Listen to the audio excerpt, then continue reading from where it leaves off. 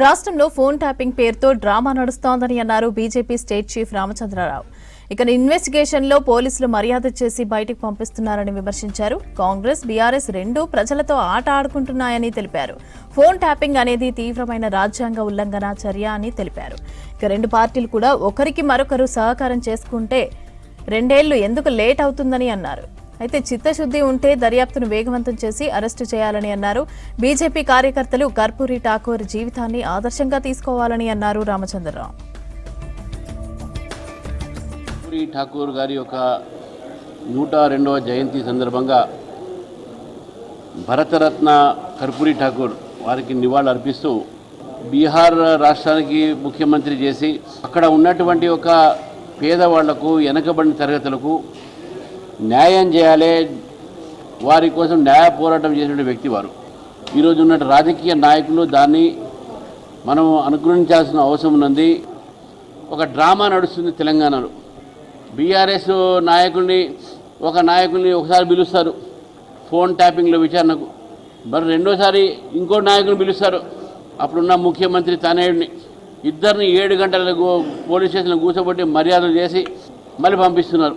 వాళ్ళు బయటకు వచ్చి ఏం లేదని వీళ్ళు అంటాము, వీళ్ళు విచారించడం చాలా విషయాలు తెలిసాయని చెప్పి పోలీసు వాళ్ళు అంటాము. ఏది ఉన్నప్పుడు కూడా రెండు పార్టీలు కూడా బీఆర్ఎస్, కాంగ్రెస్ తెలంగాణ ప్రజలతో దాగులు ముగులు ఆడుతున్న విషయాన్ని మనం స్పష్టంగా అర్థం చేసుకోవాలి.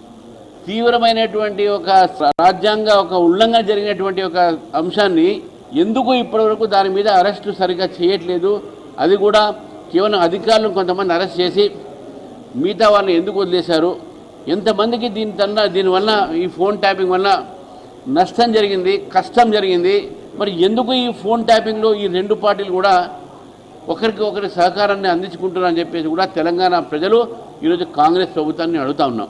చిత్తశుద్ధి ఉంటే ఈ యొక్క దర్యాప్తుని వేగవంతం చేసి దాంట్లో ఉన్న వాళ్ళని మీరు అరెస్ట్ ఎందుకు చేయట్లేదు, వాళ్ళని చర్య ఎందుకు తీసుకోవట్లేదు. మొన్న పక్క రాష్ట్రంలో వచ్చిన ప్రభుత్వము దొంగ నెయ్యిలు పట్టుకున్నారు, కల్తీ నెయ్యిని పట్టుకున్నారు, ఇవాళ ఛార్జ్షీట్ కూడా దాఖలు చేశారు. మరి మీ ప్రభుత్వం ఎందుకు చేయట్లేదు? కనీసం అక్కడైనా వేరే రాష్ట్రాల నుంచి వచ్చినాయి అన్ని కూడా దర్యాప్తు చేశారు. మరి తెలంగాణ ప్రభుత్వం ఎందుకు చేయట్లేదు? ఇంత టైం ఎందుకు పడుతుంది? కాంగ్రెస్ ప్రభుత్వం కూడా, కాంగ్రెస్ పార్టీ కూడా ఈ వారి యొక్క ప్రభుత్వంలో కూడా ఫోన్ ట్యాపింగ్ జరుగుతుందని చెప్పేసి చాలామంది అనుమానపడతా ఉన్నారు. మేము కూడా అనుమానపడతా ఉన్నాం. కాబట్టి ఇప్పటి వరకు జరిగినటువంటి ఒక ఏవైతే దర్యాప్తు ఉందో ఈ దర్యాప్తు ఏమేమి వెల్లడైనాయి, మీరు వ్యక్తుల పేర్లు చెప్పకపోయినా పర్లేదు, కానీ ఎంతమంది వ్యక్తులని, ఎన్ని రాజకీయ పార్టీలని ఫోన్ ట్యాపింగ్ ద్వారా దెబ్బతీసే ప్రయత్నం గత ప్రభుత్వం చేసింది అనే విషయాన్ని తెలంగాణ ప్రజలకు చెప్పాల్సిందిగా